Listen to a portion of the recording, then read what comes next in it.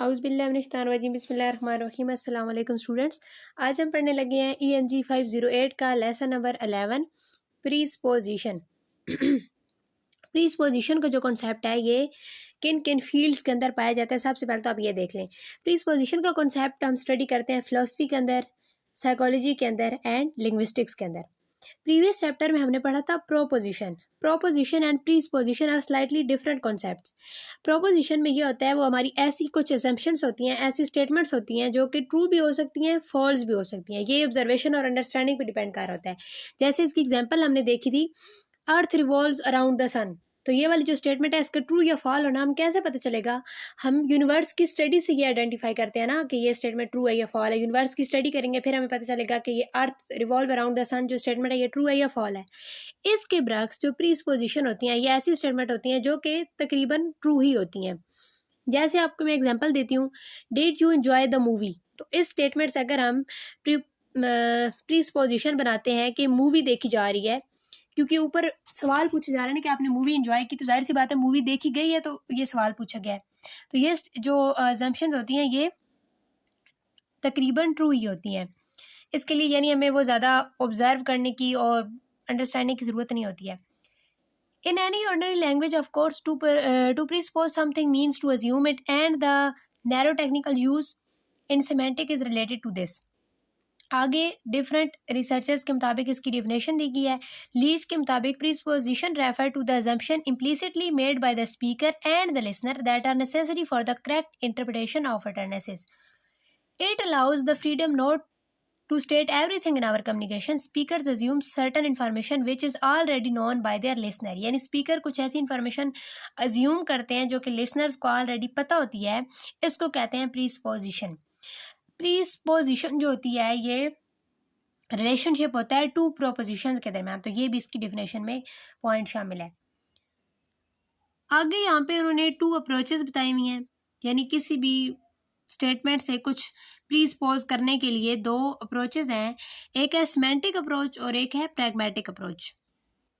Semantic नाम से ज़ाहिर है, यानी हमें सेंटेंस के अंदर से ना मीनिंग से अंदाज़ा हो जाता है कि किस बारे में बात हो रही है। और प्रैग्मेटिक में हमें कॉन्टेक्स्ट में जाना पड़ता है।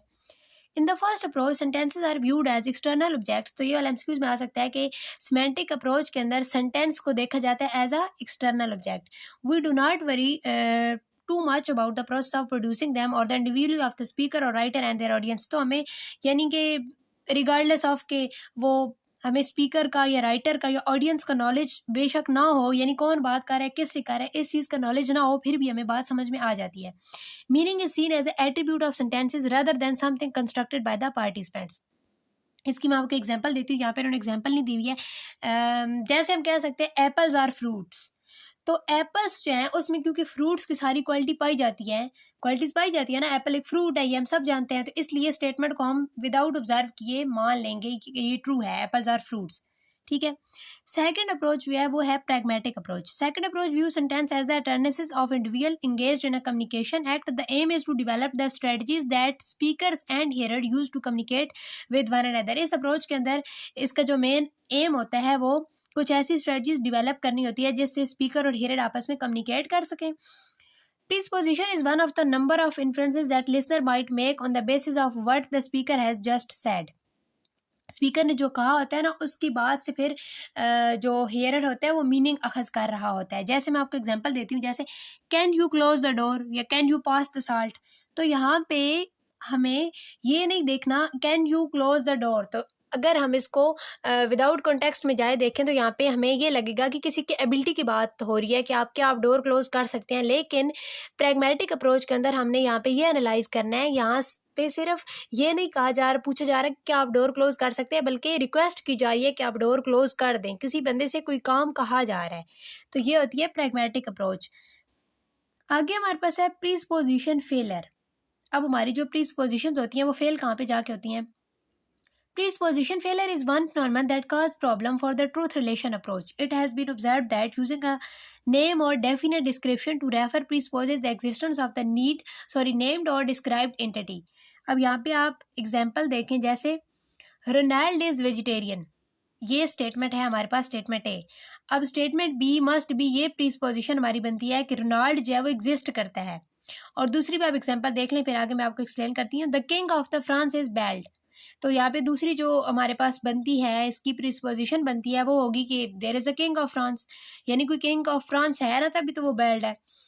तो यहाँ पे प्रॉब्लम यहाँ पे पैदा होती है कि अगर रेफरेंस या नॉमिनल हो ही नहीं, यानी ऊपर जो हमने बात की ना king of France is bald, अगर फ्रांस का कोई किंग है ही नहीं तो दूसरी स्टेटमेंट तो इनकरेक्ट हो ही गई है, वो तो कैंसिल हो ही गई है। अब सवाल ये पैदा होता है क्या जो फर्स्ट स्टेटमेंट है वो ट्रू होगी या फॉल होगी, वो ग्रे एरिया में है। तो इस ग्रे एरिया को डिस्क्राइब करने के लिए इन्होंने यहाँ पे बताया है कि एक ट्रूथ टेबल होना ज़रूरी है। आगे हमारे पास फिर उन्होंने वही एक्सप्लेन किया हुआ है कि पी और क्यू यानी दो स्टेटमेंट्स हैं, तो अगर पी जो है वो इनकरेक्ट है और क्यू जो है वो डूबियस है, पी जो है वो इनकरेक्ट है, सॉरी क्यू दूसरी स्टेटमेंट अगर इनकरेक्ट है ना, तो फर्स्ट वाली जो है वो उसके हम कंफर्म हमें कंफर्म तो नहीं है ना कि वो करेक्ट है या इनकरेक्ट है। तो इस प्रॉब्लम को कहते हैं ट्रूथ वैल्यू गैप। तो ये वाला भी एमसीक्यूज में आ सकता है। If Q is fall the status of P is dubious, तो इसको क्या कहते हैं, इसको ट्रूथ वैल्यू गैप कहते हैं। आगे हमारे पास प्रीसपोजिशन ट्रिगर्स यानी कि कुछ क्लूज, कुछ ऐसे वर्ड्स क्लूज सेंटेंस के अंदर मौजूद होना जिससे हमें पता चल जाए कि क्या बात करने की कोशिश की जा रही है। Presupposition triggers are the types of presupposition produced by particular words और कंस्ट्रक्शन, यानी कुछ वर्ड्स होते हैं और ज़्यादातर ये सिंटैटिक स्ट्रक्चर के अंदर होते हैं, यानी सेंटेंस के अंदर ही होते हैं, और ये मोस्टली जो होते हैं ना ये वर्ब्स होते हैं और इनको लेक्सिकल ट्रिगर्स भी कहते हैं। यानी यहाँ पे कुछ ट्रिगर्स ऐसे हों जिनसे पता चल रहा हो कि रिक्वेस्ट की जा रही है या ऑर्डर दिया जा रहा है, तो वर्ड्स यानी कुछ ये शो कर रहे हैं, तो उनको कहते हैं लेक्सिकल ट्रिगर्स। और लेक्सिकल ट्रिगर्स मोस्टली वर्ब्स ही होते हैं, तो ये वाला भी एमसीक्यूज में आ सकता है कि mostly lexical triggers are verbs. तो ये आपने याद रखना है। जैसे इन्होंने एग्जांपल दी हुई है रेग्रेट, रियलाइज, जैसे रेग्रेट को हम यूज कर सकते हैं ना कि सेंटेंस में हो she regretting not studying for exam, तो यहाँ पे हमें सेंटेंस से पता चल रहा है कि वो इंटेंशंस क्या है, किस बारे में बात हो रही है। आगे हमारे पास है प्रीसपोजिशन एंड कॉन्टेक्स्ट, यानी कुछ भी प्रीसपोज करने के लिए कॉन्टेक्स्ट की किस हद तक वैल्यू है, वो किस हद तक रोल प्ले कर रहा होता है। One of the problem for simple truth based account is that the presuppositional behaviour seem sensitive to context. अब यहाँ आप एग्जाम्पल देखिए, ये कॉन्सेप्ट आपको एग्जाम्पल से समझ आएगा। जैसे यहाँ पे फर्स्ट हमारे पास स्टेटमेंट है she cried before she finished her thesis, और इसकी जो प्रीसपोजिशन बनती है वो है शी फिनिश्ड हर थीसिस। ठीक है, यहाँ तक तो बात समझ में आ जाती है। अब अगर हम वर्ब चेंज कर दें, क्राइड की जगह हम डाइड लगा दें, she died before she finished her thesis, she finished her thesis, तो ये वाली कैंसिल हो जाएगी प्रपोजिशन, ये फॉल होगी। क्यों? क्योंकि ये हमारा जनरल नॉलेज है और हमें पता है कि आफ्टर डेथ कोई काम मुकम्मल नहीं हो सकता है। तो शी फिनिश्ड हर थीसिस जो है ये रॉन्ग एक प्रीसपोजिशन है। तो इससे हमें ये पता चलता है एन एग्जाम्पल से।